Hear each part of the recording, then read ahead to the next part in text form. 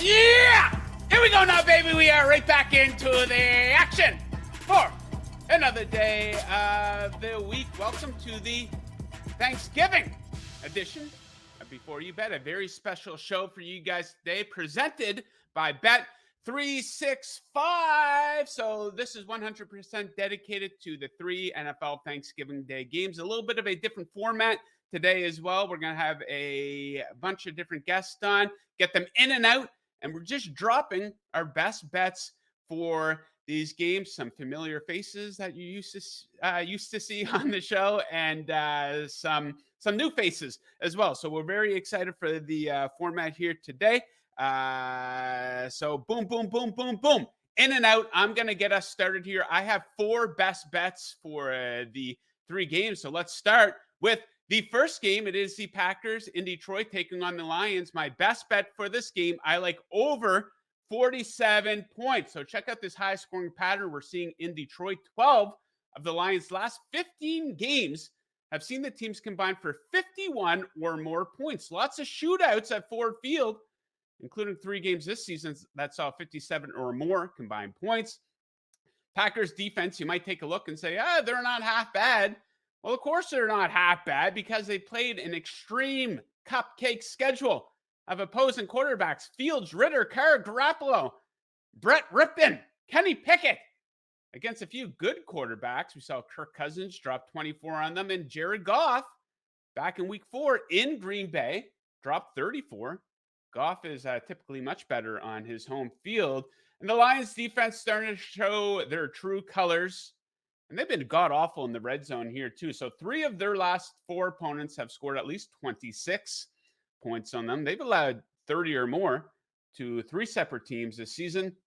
And they stink in the red zone. They are 30th in red zone defense. So if the Packers can get in close, expect touchdowns, not field goal attempts. Okay, I have 1 prop that I like for the Thanksgiving games. I actually have 2, but my best bet for the Lions-Packers game, I like Gibbs to go over 46.5 rushing yards. This number is a little light. So Packers, they are allowing 103 rushing yards per game to running backs.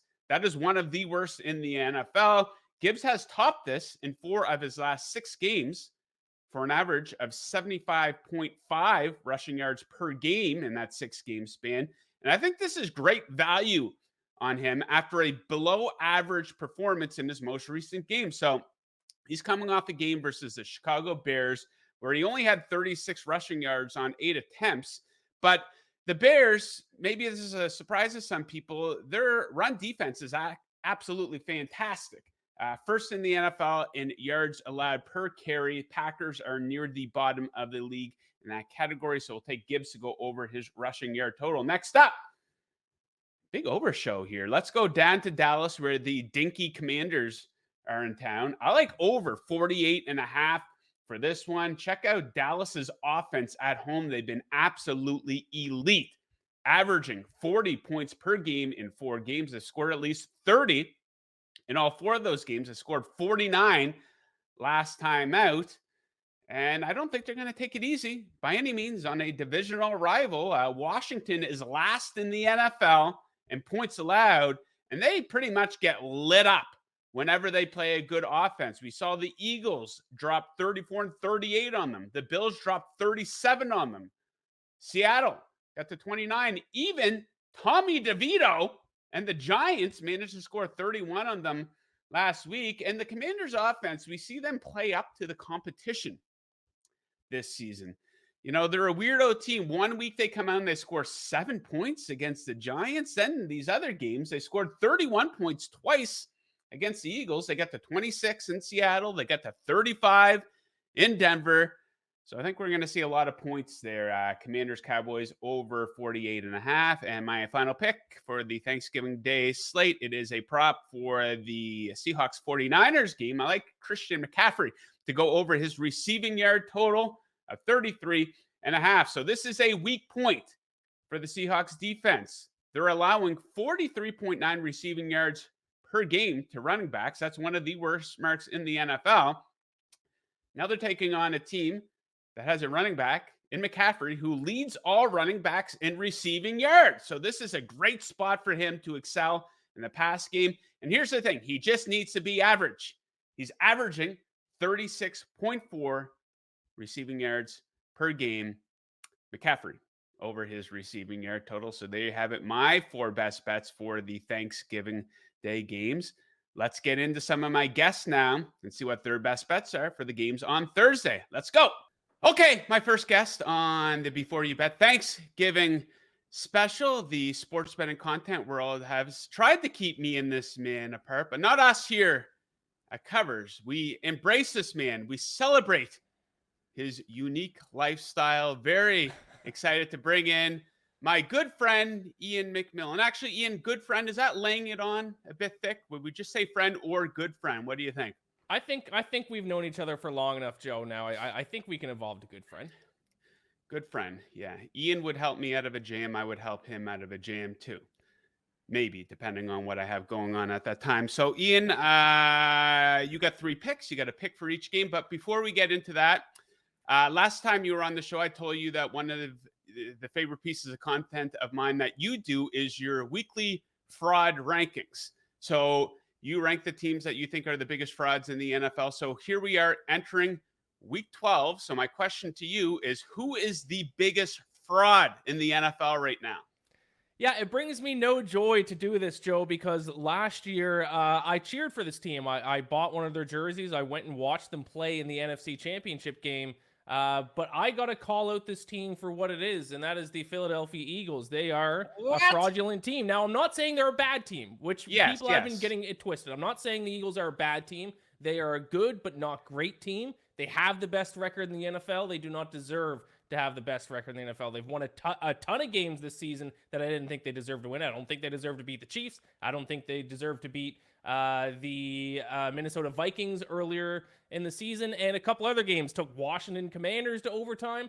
And if you look at a lot of their metrics last year, they were a top 3 team in just about every single stat you look at. This year, not the case. Joe, we both look at net yards per play. We like that stat quite a bit. Indeed. Eagles outside of the top 10 in net yards per play, 11th in the NFL right now. In net yards per play. A lot of their defensive metrics in the bottom half of the NFL. You look at like opponent EPA per play, and they're in the bottom half of the NFL. This team is a good team, but not great team, and I think they are the most fraudulent team in the NFL, and I'll be betting against them. I know we're talking Thanksgiving, but Sunday I'll be against the Eagles. I'm on the Bills outright. Okay, I would disagree. I still think it's the Pittsburgh Steelers as the biggest fraud in the NFL, and I do agree that the Eagles probably not as good as their record indicates. But what I will say about them, they are very good in clutch situations. They're awesome on third down because of that damn tush push, which no other team wants to try with a fullback or a running back for some weird reason. But I'm hard pressed to think that another team can come into Philadelphia and win a playoff game here once we get to playoff time. But yeah, we shall see. I was in Philadelphia for a game a couple of weeks ago. It was an absolute blast. And what I will say, going to a game in Philadelphia to see the Eagles play, no place to bring a kid. A lot of very foul language, some heavy drinking as well. I enjoyed it. It's a fun environment for me. Yes. I wouldn't bring either of my kids. But okay, so let's get into these games here. Iain, of course, we start off like we always do.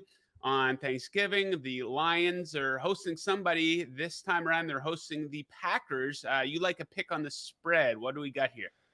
Yeah, I'm going to take the points with the Packers. Last week, I took the Bears on the money line against the Lions. That was a heartbreaking loss. I thought Bears had it there late, let it slip away from them. But I think that game kind of showed some red flags that the Lions have, especially defensively. They're kind of a subpar defense. 16th in opponent EPA per play, 24th in opponent success rate, 16th in opponent yards per play. So this is a team that is going to win games, but now we're not talking about winning games. We're talking about covering a spread of over a touchdown, and I don't think they can do it in the spot. I actually think the Packers are better than the record indicates, better than a lot of people think, especially defensively. I don't think there's much of an argument about which defense is better in this game. I think it is the Packers, especially their secondary. I think Jared Goff only threw for 210 yards, I think, last time these two teams played back in week 4. I think if they can keep Jared Goff in check and slow down the run a little bit more than they did in week 4, I think the Packers can keep this one a little bit of a closer game than a lot of people are expecting. So I'll take the 7.5 points of Green Bay. Okay, next up we have the biggest spread of the week, the Dinky Washington Commanders. They should change their name back to the Washington Football Team. They're in Dallas. Do you think the Cowboys can cover this double-digit number?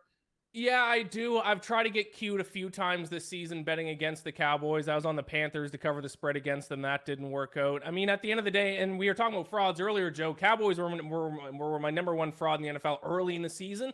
They have won themselves off the list because not only are they winning games, they're winning games in impressive fashion, especially of late. Even their numbers like net yards per play, plus 2.5 over their last 3 games, they have turned into a completely dominant team. And I just don't know how Washington can keep up with this team. Washington's defense is absolutely atrocious. 29th in opponent EPA per play, 28th in opponent yards per play. Their secondary has been terrible. The Cowboys should carve them up. I don't have a hot take for this game. I wish I did. And then also we have the Cowboys pass rush against the Commanders offensive line, which is giving up the second most sacks per game. So I don't see how Washington can stay in this one. I will take Dallas to win and cover, but I think Dallas has been terrible covering. I think they're like 1-11 covering their spread in the last 12 Thanksgiving Day games.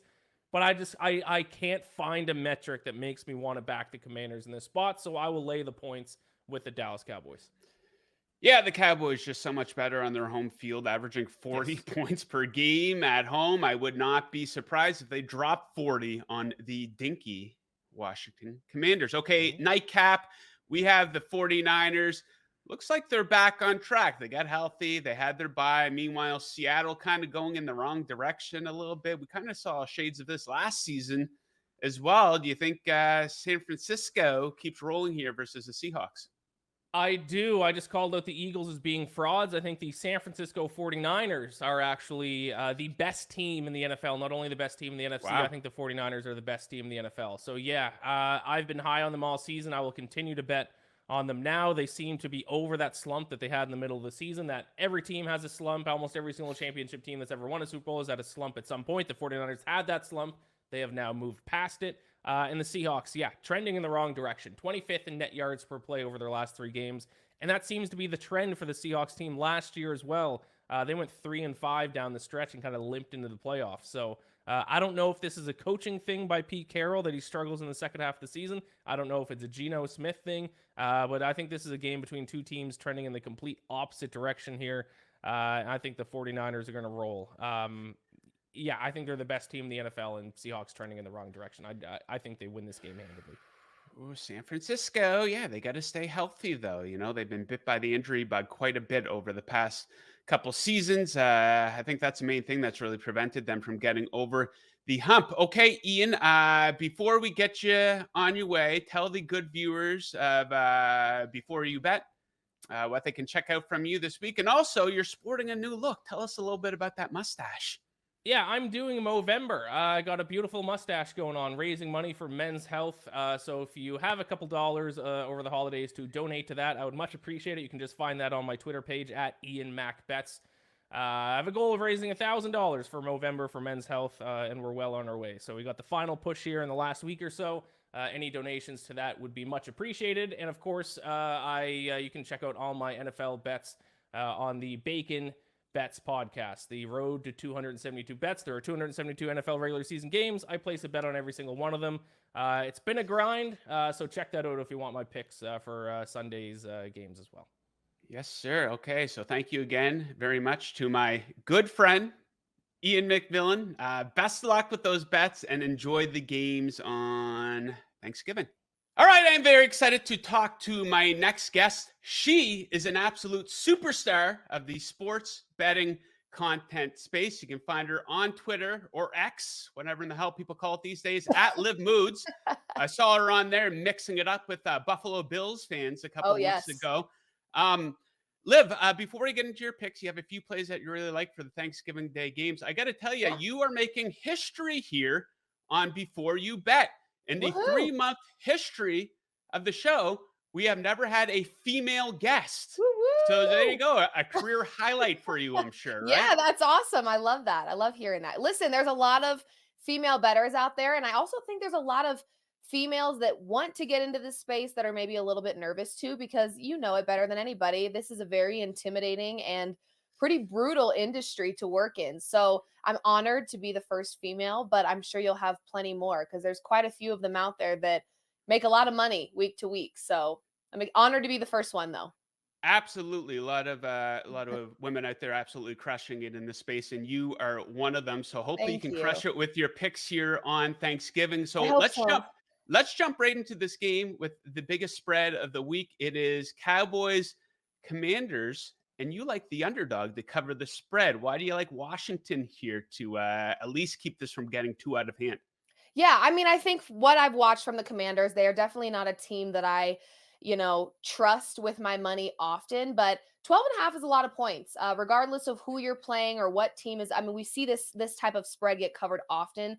That's a lot of points in an NFL game. We have to remember this is the highest league of foot or the highest caliber of football here. So I get it. The Commanders can't really be trusted most of the time, but I do like them in this spot as double digit underdogs. Mostly because when you look at this Cowboys team, yes, they have a great record. Yes, they're doing very well against the spread, especially as favorites. But who have they gone up against? They haven't beat a team over 500 yet this season. And as for the Commanders, they compete well with teams over 500. We've seen them compete well against the Eagles twice this season. They competed well against the Seahawks as well. They are 5-1-1 as underdogs against the spread this season. So again, a lot of points here. I expect it to be at least competitive. I'm not saying the Commanders win this one outright. I definitely trust this Cowboys team a little bit more than the Commanders, but I think they can keep it competitive. We're looking at this Cowboys team.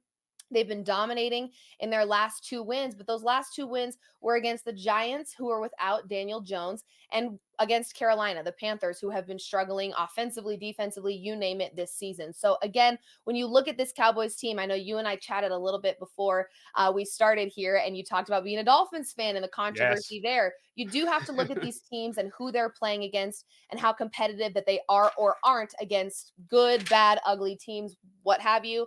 So I like them to at least keep it competitive, and then sprinkling on a Sam Howell over on rushing yards. In his last 5, he's gone for 35, 17, 27, 11, and 15.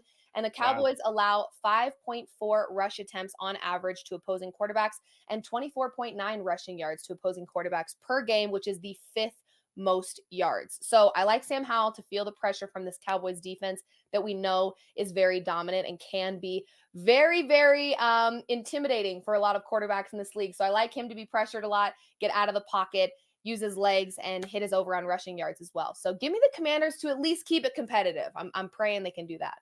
Yeah, I could see Hal absolutely getting chased out of that pocket. And I do like your point about the Commanders playing up to the competition. Yeah. One week they're scoring, they're losing to Tommy DeVito. Another week they're only scoring 7 points Right. against the Giants. But other weeks you see them go right down to the wire versus Yeah. the Philadelphia Eagles. They probably should have won at least one of those games. Yes, But I yeah, agree. I think that they do show up here and give the Cowboys a game on Thanksgiving.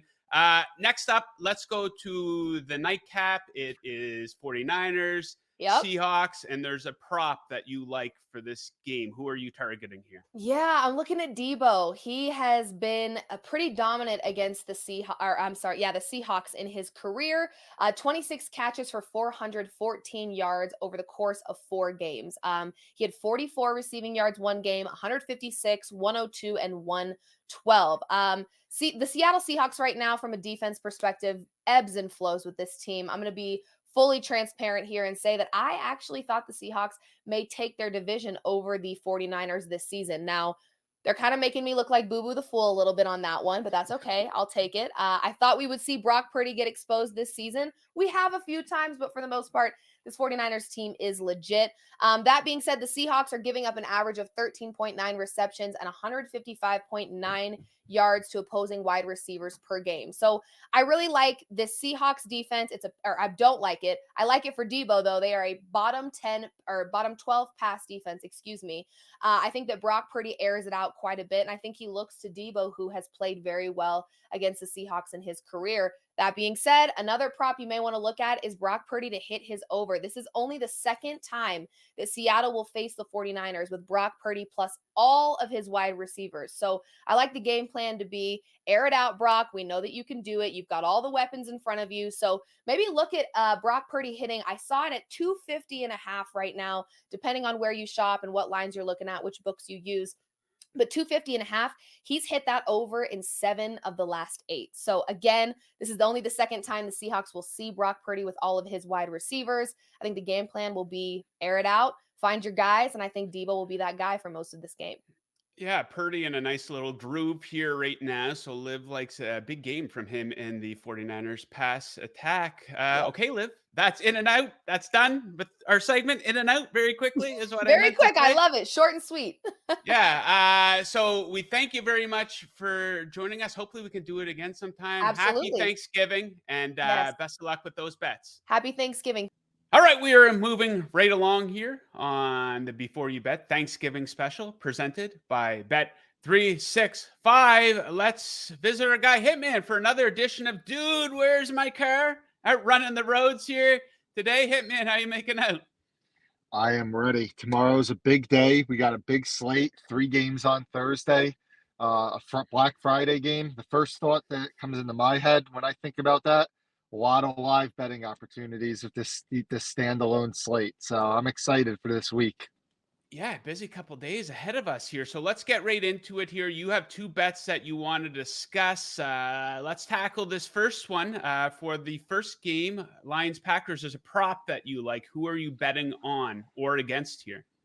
Yeah, let's go against A.J. Dillon, the Packers running back. Now, I know like the first thought for a lot of people is, oh, Aaron Jones is out now, and the other running back, Wilson, is injured as well, so Dillon's going to get all the workload. And, he's going to get a lot of the workload. But let's just remember one thing. A.J. Dillon has been one of the least efficient running backs in the entire year this year. Out of 31 running backs that have at least 100 carries, Dillon's 27th out of 31 in yards per carry. He's 24th in success rate. The Packers' run game as a whole, when they had Aaron Jones face this Lions defense earlier in the year, they only had 10 carries for 29 yards. The Lions' run defense has been a problem for opposing running backs all year. They've allowed 3.5 yards per carry to opposing backs, 3rd in the league. Let's remember also with Dillon, a little bit of a groin injury on the injury report this week. So it's a player that even when he is 100% healthy, hasn't been effective. Maybe we get a little bit of less effectiveness from him. And then it's just the fact that Green Bay, 7.5-point underdog. We could get game script to definitely go in our favor in this one. I got to ask you this. I got to put you on the spot here. I didn't notice at first, but did you shave your head? Did I shave my head? Maybe it's the angle I'm looking at you from. Oh, okay. Oh, no. Oh, no. I thought with your camera pointed up, I was like, does he have a new hairstyle going on here? What's going on? Listen, a lot of people have been giving me crap saying that the enemy's starting to advance on my hair. Not everybody's gifted with beautiful hair like you, Joe. Hey, man, it's the fight of my life against hair loss, man. I'm creeping back here too as I get older. If I can make enough money this year, then maybe I could afford some of the Turkish hair stuff or the Bosley or something. It's been a consideration, but hopefully A.J. Dillon goes under and I can have some money to put aside for something like that eventually.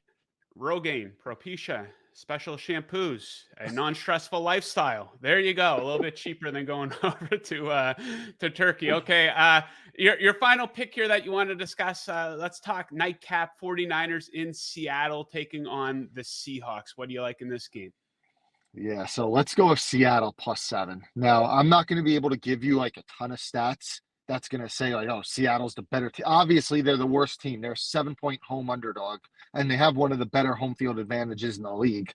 But I just think that we're at a point where San Fran is at an absolute like premium in their marketplace rating, and Seattle's probably at the lowest that they've been all season. Since week 4, Seattle's pass defense has played really well. They're allowing 6.3 yards per attempt. It's a defense, when you just look at the personnel, a lot of talented players, especially in this secondary. They're going to be getting Jamal Adams back from injury in this game. San Francisco's defense, while it's still a really good defense, they just lost Hufanga, their all-pro safety. The pass defense has shown some blemishes and some weakness in the past few weeks against Cousins, Joe Burrow, even Baker Mayfield was 2 drop touchdowns on 2 separate drives in the 4th quarter away from getting a backdoor last week and bringing that deficit to 6. San Fran's secondary really struggled against perimeter receivers specifically.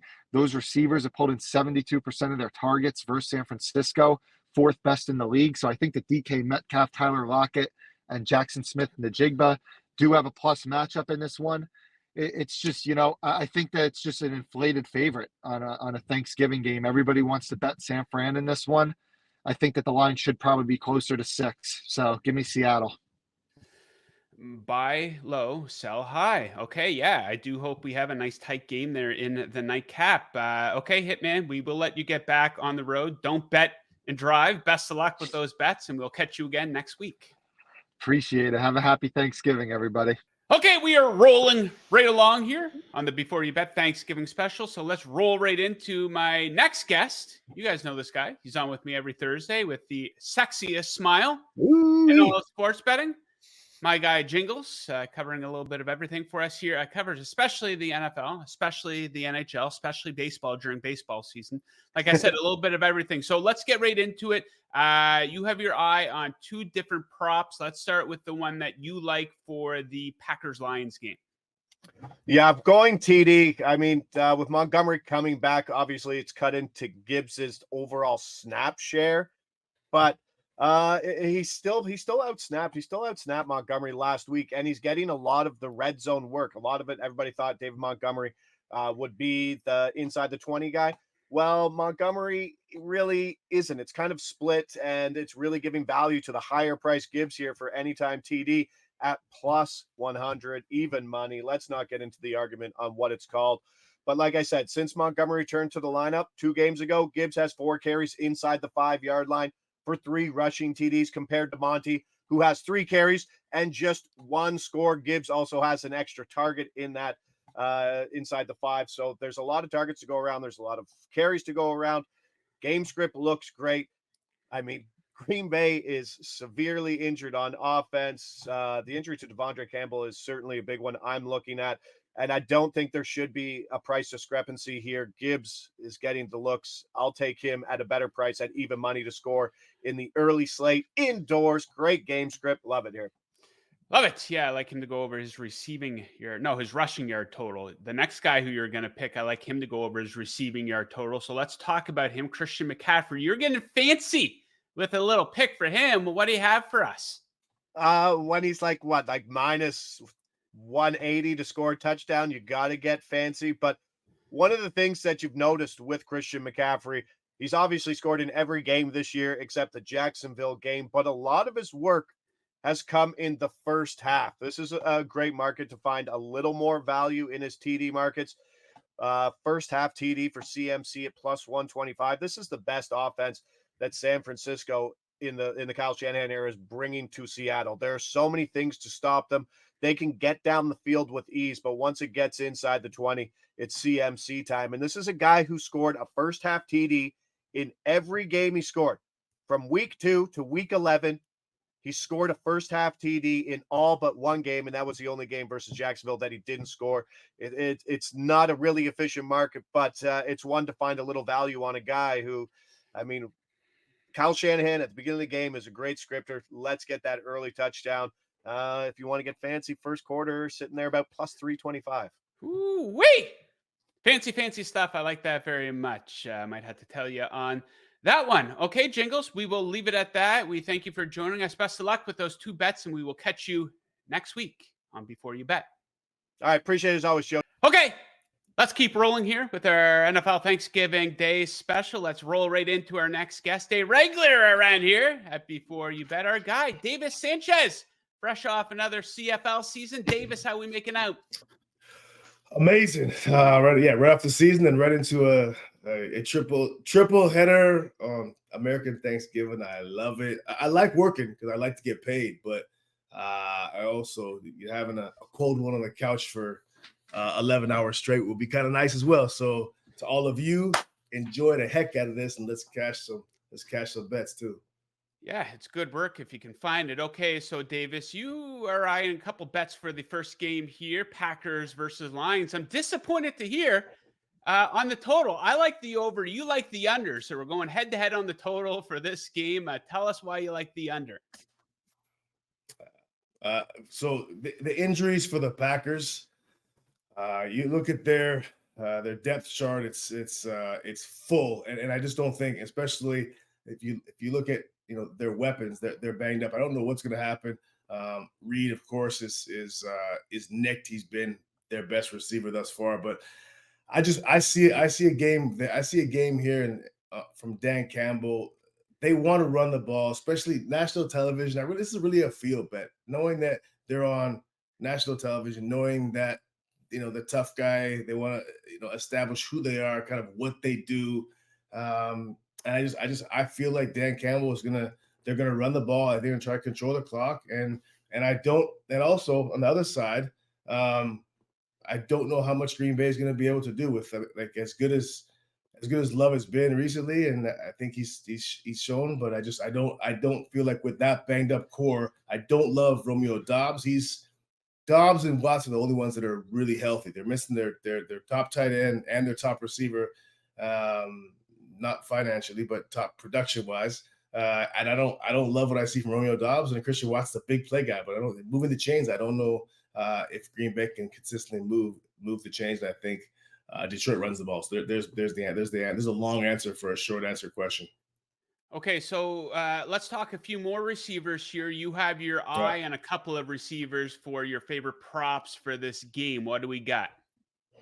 Yeah, we might be able to get a little negative correlation on a parlay here too. If you look at if you like the under, but I like some long receptions. And here's why I like long receptions. So this makes some sense here.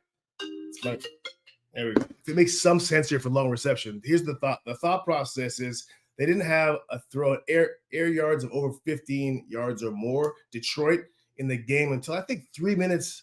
They didn't have one throw of over 15 yards in the air until I think 3 minutes left in the game. Completion, that is. So I think it'll be key that they take a couple of shots. Now I say that off the run game. I think it's run game. I think it's control. I think that's the way they play. And then they take a couple of shots. And with those shots, you got St. Brown's at 23. I think he has one catch over 25 yards for sure. St. Brown does. And then I got Reynolds and Jameson Williams both at 14.5. I see off of play action. I see deep digs. I see comebacks. I see goals. I think all three of those guys could potentially hit that, hit the over longest reception, just because what I see the back end of Green Bay is not great. Jair Alexander's not likely going to play. So yeah, I like those. Okay, I will wish you good luck with those. Not so much good luck on your under bet for the full game, because of course I am in the over, and it's me. If it's me, yeah, are you going to tell me why? I want it to be me. Yeah, why do I like? Why you like the over? Yeah. Man, if you look at all these games in Detroit going back to last season, we're seeing a lot of shootouts. 12 of the last 15 games in Detroit, they've all crossed the 50-point mark. These teams, I think they combined for 58 points back in week 3 or 4, whenever it was they played in Green Bay. And if you look at the Green Bay's schedule of opposing quarterbacks, it's been really, really weak. So you might take a look at Green Bay's defense and you might think, oh, yeah, they're not half bad, above average maybe. Well, they've had a real cupcake schedule so far. So I think Goff is going to have a nice bounce back at home. He threw 3 interceptions in that game this past Sunday. He is typically a lot better at home. So yeah, I think we're going to get a lot of points. And I think Detroit's defense starting to show their true colors a little bit. They've gotten lit up a couple times here in the past. I think your sense, your logic it makes sense. And I'm the opposite. They've been, because they've gotten lit up, I think they show out and play better. But we're on the same page. They definitely have gotten lit up recently for sure. And by the way, that wasn't Goff's. Only one of those interceptions was Goff's fault. Be nice to our friend. That's Jared true. Goff. There we go. Yeah. Okay, Davis, we'll leave it at that. Yeah. In and out a little bit quicker than your traditional spot, but we'll be back to usual next week. So good luck with most of your bets tomorrow. And thanks for joining us. We'll catch you again next week. All right, joining me next, a true regular around here at Before You Bet, host of the Sharp 600 here on the Covers YouTube channel. Make sure you smash that subscribe button right down there. I'm not saying that enough on the show today. Let's bring in our guy, Jason Logan, aka J-Lo. J-Lo, how excited are you for NFL Thanksgiving? Kind of crept up on us a little bit, didn't it? It did. It's pretty exciting. I think I have to miss the tail end of the Cowboys game. I am assuming that everything will be under control. We'll see. But yeah, I have to miss the tail end of that. I'm taking my daughter to a concert. So I'm going to have to do the impossible, the Black Friday game. Of course, I'm a Dolphins fan. That game is being played in the late afternoon. I have to bring my son to swimming. So I'm going to try to record the game, turn the alerts off on my phone, and not get any intel. So come home and watch the game later. So I'm going to And try to do that. I'm sure there's no like internet reception in that pool area too, right? There is, maybe there might be, but I want to sit Just and enjoy the game. I could listen to I get some of that. it on the radio on the way out and the way back, but Yeah. Just yeah. experience being a gambling dad. I know that pools in arenas have terrible internet reception when you're trying to sneak in a game. That's on the There we go. go. Great tip for all the other gambling dads out there. That's Okay, right. J-Lo.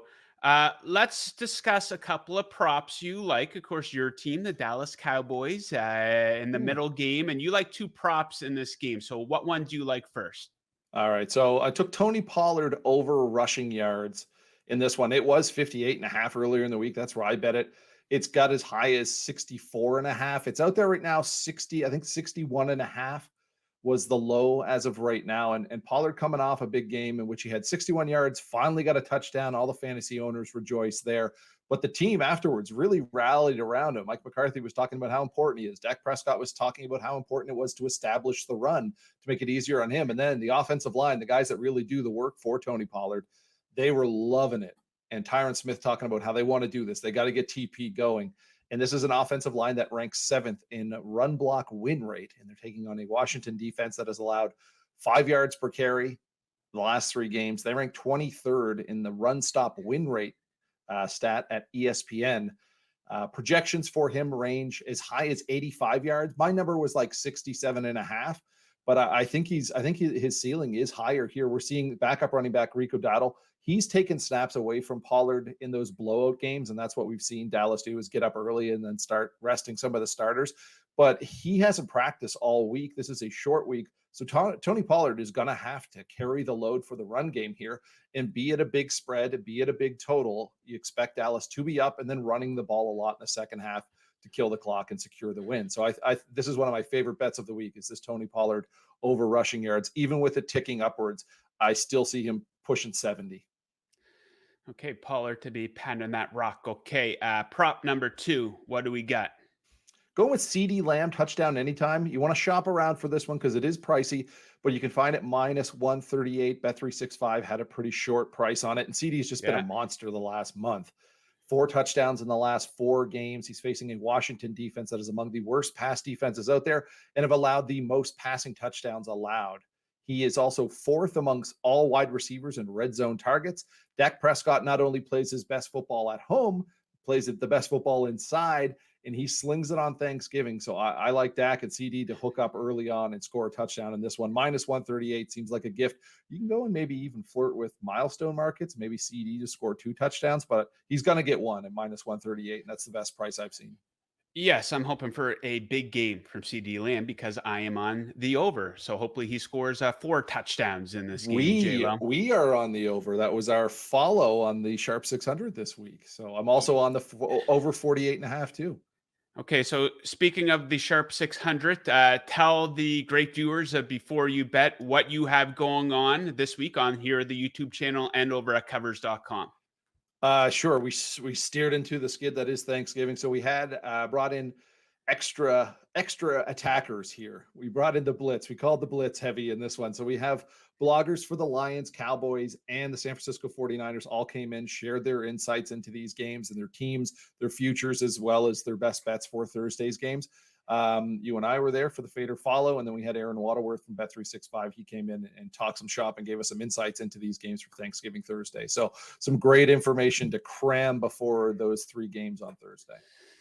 Absolutely. Okay, JLo, we will leave it at that. We wish you best of luck with those bets. Have a happy American Thanksgiving, as us Canadians call it, American Thanksgiving, an unofficial holiday for us that we absolutely love, especially if you are a football fan. So best of luck with that, and we will catch you again next week in your traditional Monday spot here on Before You Bet. Okay, joining me next, very excited to talk to this guy from the Pat Mayo Experience right here on YouTube.com, the man himself, Pat Mayo, checking in from my neck of the woods up here in Canada. So, Pat, before we get into your favorite play for the Thanksgiving Day games tomorrow, let me ask you, that's coming hot right off the top.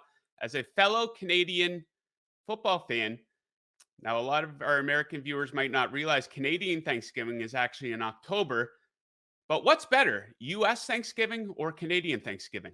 US. I get to watch football all day, call it work, don't have to see anyone, and I especially don't have to see all of my crazy family. It kind of works out perfectly. I agree. The tradition of watching football on US Thanksgiving, it's something I've always loved as far back as I can remember now. But before I got into this industry, I actually used to take the day off work and drink heavily. Now I cannot drink heavily because I'm actually working during the games. But still, it's an absolute blast. So let's get into it. There's a play that you love very much for the games taking place on Thursday. What are we looking at for your best bet for the Thanksgiving Day slate? Yeah, if you're going to be around a bunch of people and engaged all day long, you got to try to make something simple for yourselves. Don't get too crazy playing a 13-person same game parlay. I'm not, advising against that. If you want to have some fun, go have some fun with some lotto tickets. But let's try to keep it as safe as possible. I know that teasers are teasing for a reason. However, a 6-point tease, a Wong teaser, even if you will, to get through two key numbers of 7 and 3, you can do in the first game and in the last game. You can take Detroit in a 6-point tease from 7.5 down to -1.5. Basically just win. Just win by more than 1. How about that, Detroit? Can you do it? You almost didn't do it last week, then almost covered the 9 points against Chicago at the very last second. So we can do that part of it. Then we can go to the very late game. We still don't know for sure if Gino's going to start. It looks like he is going to start, but here's the sneaky thing about Gino. Hasn't been very good this year. He's been good for like 20 minutes a game. The other 40 minutes, not so hot, Gino.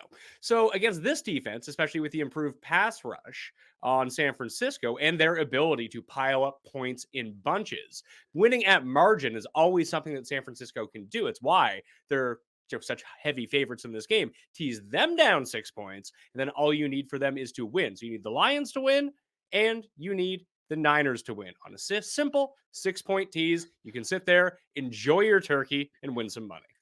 6-point teaser, Thanksgiving Day, a great combination. I was on the Lions last Sunday against the Bears, watching Jared Goff. I think he threw 3 interceptions at home. I think it was like a 99% chance that the Bears were going to win at one point, but we know what happened. They absolutely choked, and the Lions took care of business on that 6-point teaser. Okay, Pat, in and out. Just like that. But before you get going, let the good viewers of Before You Bet know where they can find your work and tell them what you have going on this week. At the PME on X, probably going to give it to you, but probably not. YouTube.com, as Joe mentioned, Mayo Media Network. I'll be live on Thanksgiving morning, so please tune into that. And as always, all the shows on demand in audio format on Apple Podcasts, on Spotify for the Pat Mayo experience. Highly recommend you check it out. And that comes from me. I'm pretty unbiased on this. Okay, there we go. The man right there. Pat, thank you very much for joining us. Best of luck with your bets on Thanksgiving. Enjoy the turkey. Okay, that does it for the Before You Bet Thanksgiving Day NFL special presented by BET365. We thank you guys very much for watching the show. If you made it this far, you might as well hit that like button right down there. You might as well hit that subscribe button as well. Lots of great content here on the Covers YouTube channel. So we're going to be right back with you guys on Friday at our regular time, breaking down all of our best bets for Sunday's NFL games. Also back to some NBA and some college football as well. So best of luck with your bets on Thanksgiving. We'll catch you guys on Friday.